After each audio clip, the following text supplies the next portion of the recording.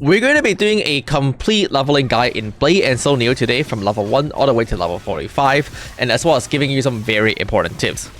And if you enjoyed these kind of video, be sure to subscribe.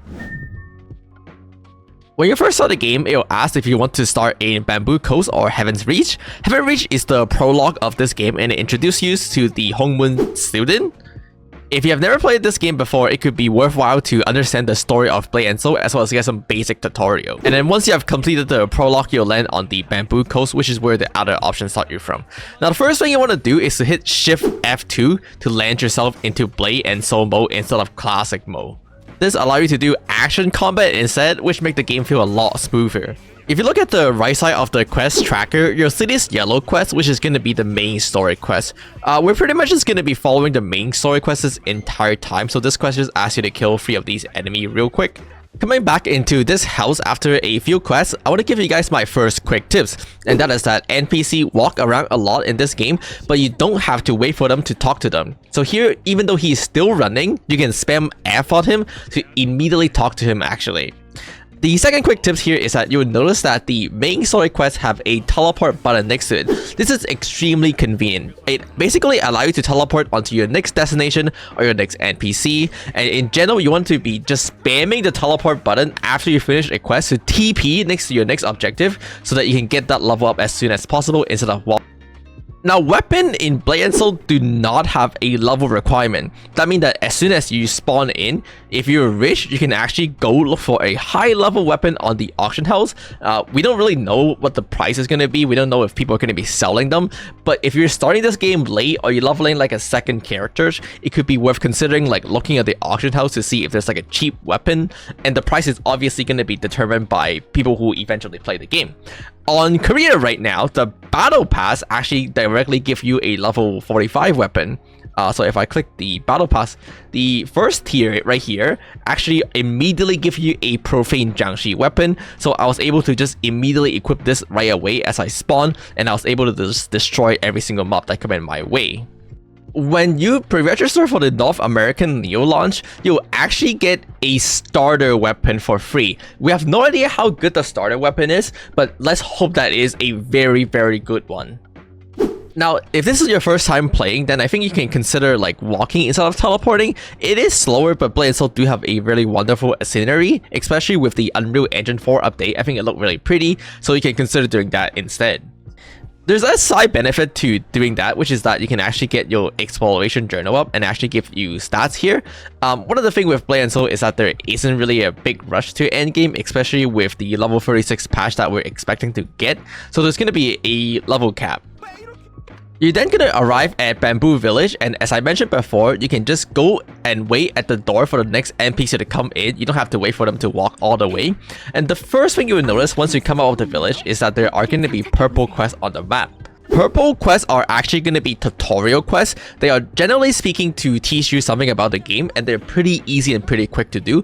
And I'll actually suggest picking these two up and doing them, even though they're not required and they don't give EXP.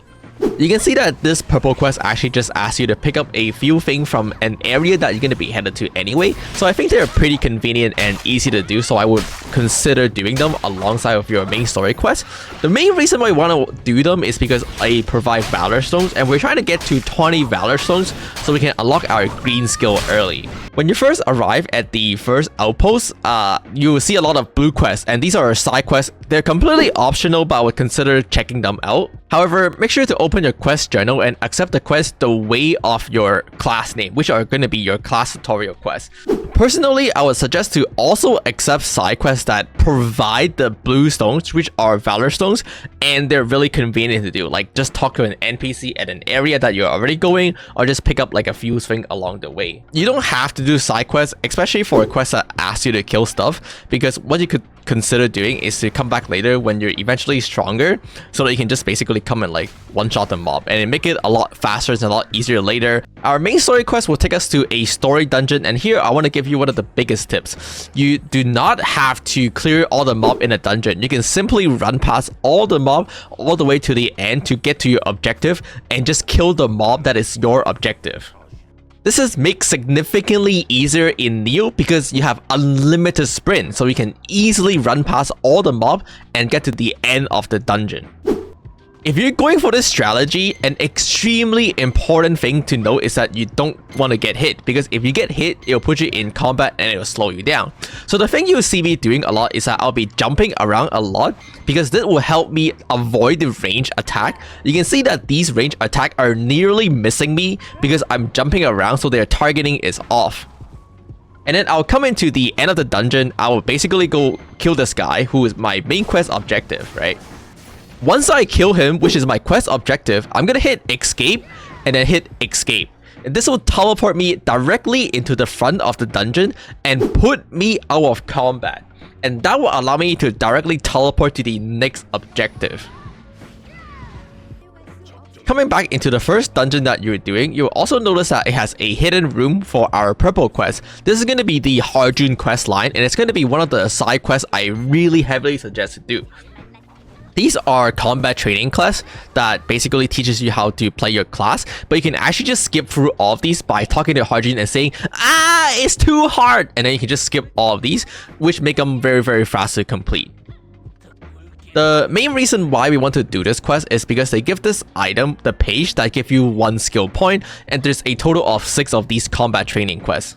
One of the things that the game doesn't really tell you is that you get skill point when you level up. So when you press K or this book here, you can see that you actually have a skill point. Right now I'm level 45, so I have more skill point, but you'll be getting more point as you level up. And you can actually put these skill point into skills to make them do more damage.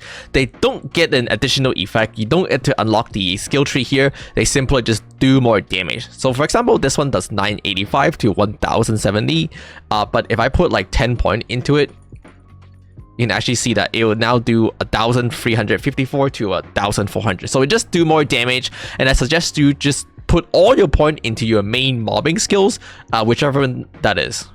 Once again, there are 6 parts of that training quest which give you 6 early skill point, but the thing to be aware of that you cannot continue the training quest until you get these like medal from the main story quest. So after each training quest, you'll go back to your main story quest until you see a medal, which is the Harjun training badge, and then you can continue your next training quest.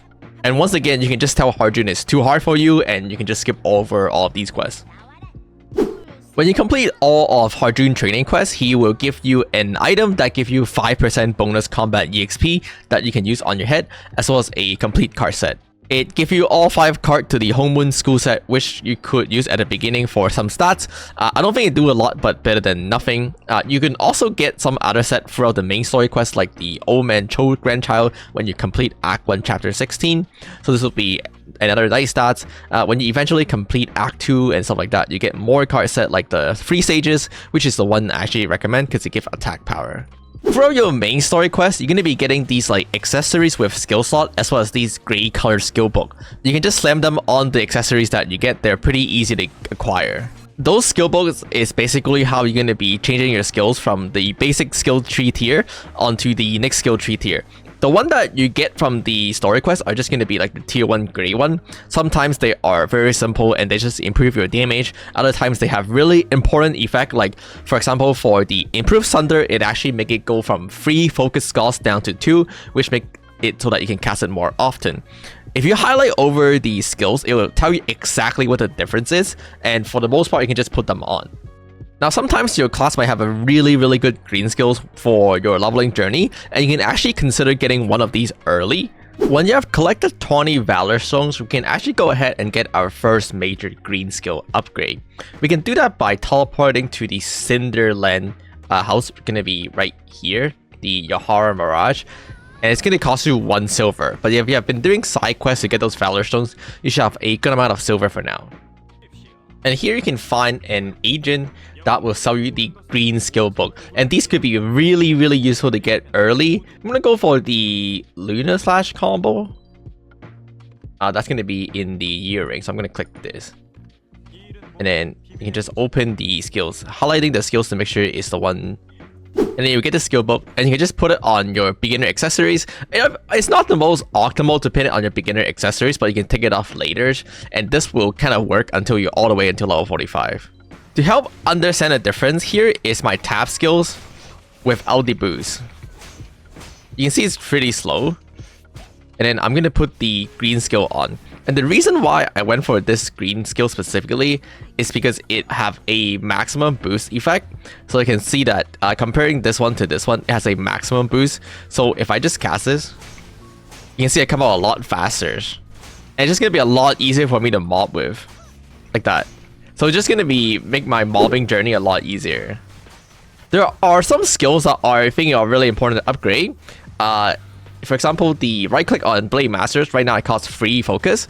But if I upgrade to the green one, it only costs 2 focus, right? So right now, I can only cast this 3 times in a row before I run out of focus.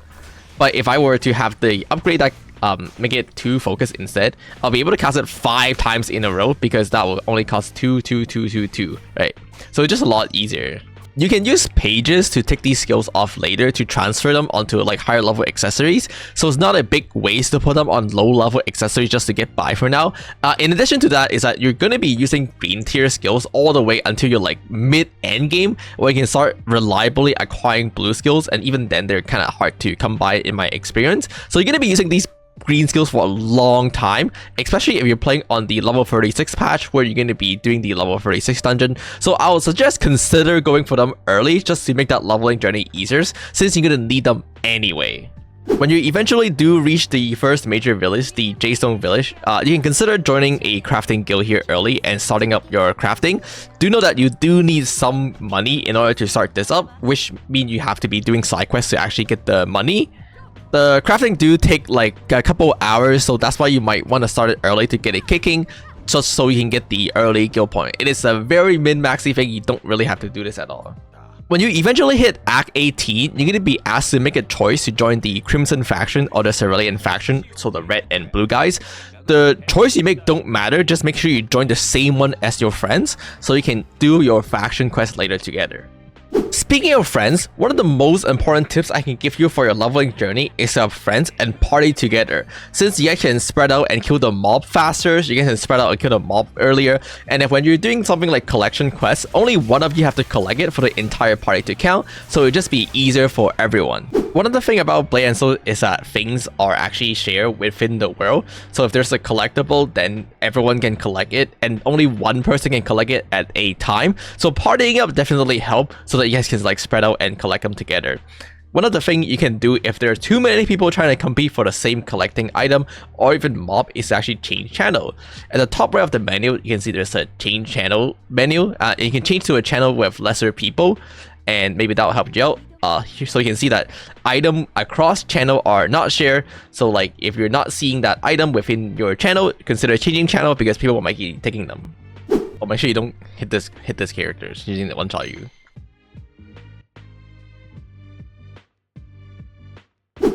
Eventually, when you're far enough, you hit certain breakpoint where it asks you to do dungeons. So in this case, my main story quest chapter 22 is asking that I can either do the Black Ram Narrow dungeon, or I can kill 30 of these like Black Ram members. And in general, I just go for the choice where it involves killing mob, because it is just a lot easier and a lot faster, especially if you're partying up. Now, one of the things you will notice is that there are different type of potion in this game, and as you level and you progress, you get better potion that heal you more. But one of the things you can actually do is to convert these low level potion at a general merchant to a higher tier one. So for example, here I can convert 15 of these like 40 root healing tonic into the bigger one that heal me more. So this could be really useful if you're like blazing through the early game and you want to just convert your old potion to the new potion whenever you hit like a new breakpoint and stuff like that. Anyway, that's mostly it. The main story quest will pretty much carry you all the way to level 45. There's a chance that for North American release, we're going to start off with level 36. So that means that we're only going to be getting chapter 1 and chapter 2. And once you finish chapter 2, you're going to end at level 36-ish. The chapter 3 will later come out, which brings you to level 45, which is going to be the soft level cap. The level cap on career right now is actually level 55, but the story ends pretty much after level 45, and it doesn't come out all the way until later. So that's going to be it for now.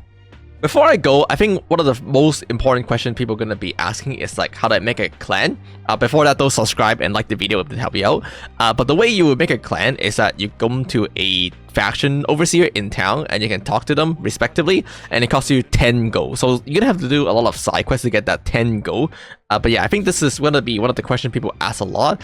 And if you have other questions, then leave them in the comment below and I'll try to get to them. Alright, with that being said, thanks for watching.